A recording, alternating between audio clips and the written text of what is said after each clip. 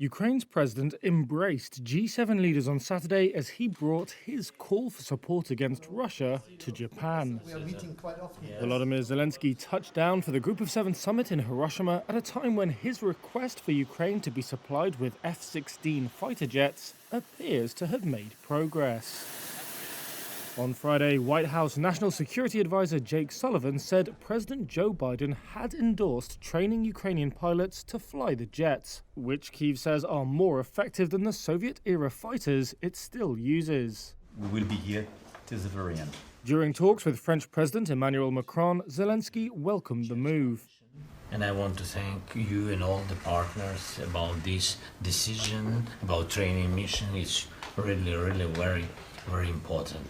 The TASS news agency quoted Russian Deputy Foreign Minister Alexander Grushko on Saturday as saying that Western countries would be running colossal risks if they supplied Ukraine with F-16s.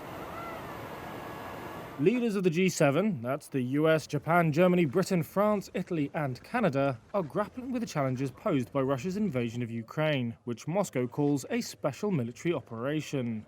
There are also tensions with China, notably over economic security and self-ruled Taiwan.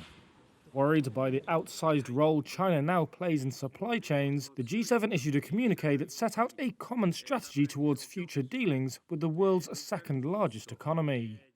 It called on Beijing to press Russia to, quote, stop its military aggression and immediately, completely and unconditionally withdraw its troops from Ukraine. Food security and economic security. The leaders also warned that countries attempting to use trade as a weapon would face consequences.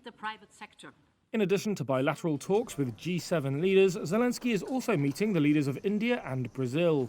Those two countries, who form the BRIC grouping with Russia and China, have not yet distanced themselves from Moscow.